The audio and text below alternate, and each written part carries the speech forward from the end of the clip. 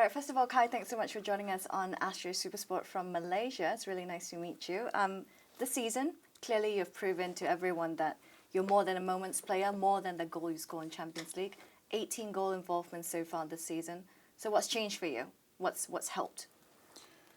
I think just it was always a matter of time. When I came here, I knew, of course, that it will take some time. It's a different league, different culture, a lot of new things. I was very young. I'm still very young, so I knew when I came here I need some time to adapt. I think this year has been better for me, definitely, even though I think it was not the perfect year. So hopefully I can do that next year then. Well, this year as well, we're seeing you adopting a different position that maybe we're not so used to seeing you play before as that number 9, sometimes occasionally dropping into that false 9 position as well. But to be fair, you look really comfortable. Do you yourself feel like this is the position that brings out the best in you in Chelsea, at least? I would say yes, yes and no. I think I played a lot of positions in the last couple of years. Now it's a number 9. In Germany I played also a number 9 in the national team as well sometimes. So I guess that's a good position for me, and I like to play it as well. Of course, I'm not like the typical number 9. And I don't play like I don't know, for example, Lewandowski, or I don't know. But I like the position, and I like to be creative and be in the box, maybe score goals. And I think I have a lot of other strengths as well, or not only number 9. But I think in the moment it's a very good position for me. What about in terms of looking ahead, going forward, in terms of trying to solidify your position in this Chelsea side? Are you looking at that position? Maybe, maybe not. I'm not sure. I think as I said, I'm very flexible. I can play a lot of positions. I think in today's football, maybe you have to have that a little bit, because sometimes maybe the team needs you on different positions. We have that a lot in our squad, that maybe sometimes players they have to help on some positions as well. So I think in the future it might be a good position for me, definitely. Let's talk about Chelsea's season then. Just now you mentioned that maybe you were a little bit disappointed at the way parts of the season have gone, but having said that, you did win the Club World Cup. You still have the FA Cup trophy, could be yours as well. But at the start of the season, Chelsea were one of the favourites to win the title. That's clearly not the case at the moment. Just how disappointed are you, first and foremost? And secondly, why did you think that Chelsea isn't able to put in that fight against City and Liverpool?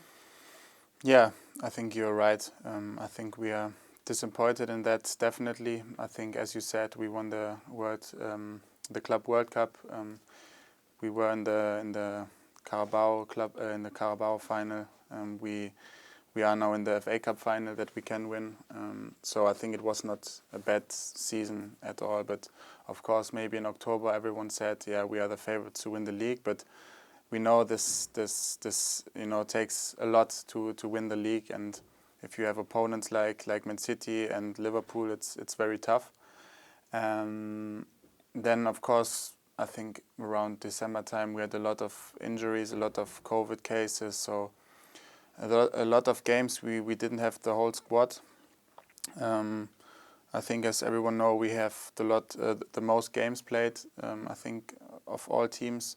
So of course it's tough, and we are disappointed, of course, but we know there are some reasons maybe that we could not make it in the race now for the title in Premier League.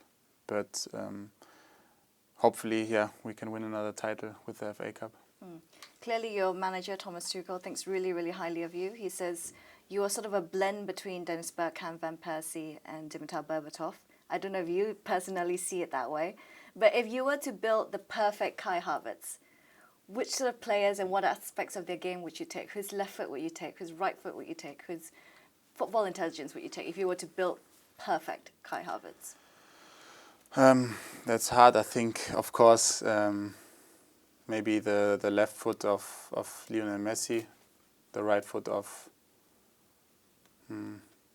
Neymar, and the head of Ronaldo, maybe. What about the brain? The brain. I would say maybe De Bruyne is a very good a very good player for me, and I love to watch him play. So I think these are very good. Would be a very good combination to as a player. I'm sure you're not far from that. You're not far from the. Hopefully, in the next few years, I can develop a bit. But like you said, there was a lot of expectations for you as well as a young player, which you still are now coming into Chelsea. How difficult was it? And when you had that wonder kid tag yourself, did you mentally feel the pressure? I have to say, in the first maybe 2 or 3 years, I didn't care about this. I looked at it and I laughed at it, and you are very young and you don't care about things that happen to you, and I think in the first years it was easy. I think with the move to Chelsea, where you have then also not only this name, also like the price tag, they spend a lot of money, a big amount of money for you. So, and the fans expecting you to play good, but sometimes it's not easy, and you come here and you're also just a human. Of course, I wanted to play as good as I can, but sometimes not easy, and it takes a while to adapt. And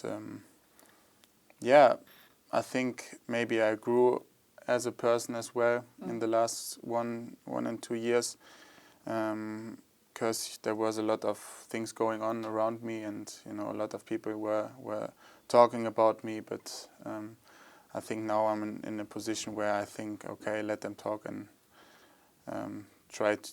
I try not to care about this too much. I think it's difficult as it is, even if you're not a footballer, to move to a different country at that age. It's already difficult, plus the added pressure that you have as well. But I was speaking to Son Heung-min the other day, and then we were talking about Roger Schmidt, someone you're very familiar with, and how he learned the pressing game through Roger. He described it as absolutely crazy. He said the training were crazy. He said it 10 times. What sort of influence does Roger have on your game, even today? Yeah, maybe the game not so much, but he was the coach who let me play when I was 17. So I'm very thankful that I had him as a manager, because maybe without him I would not make it so young into the first squad. And of course, his tactics also were, as Sonny said, maybe a little bit crazy. But I learned very young what's maybe pressing or what's pressing about. And I think also now in Netherlands he's very successful. So I'm still very thankful for him, and I wish him all the best. Right, brilliant stuff. Right, it's been a pleasure speaking to you. Thank you. Thank you very much.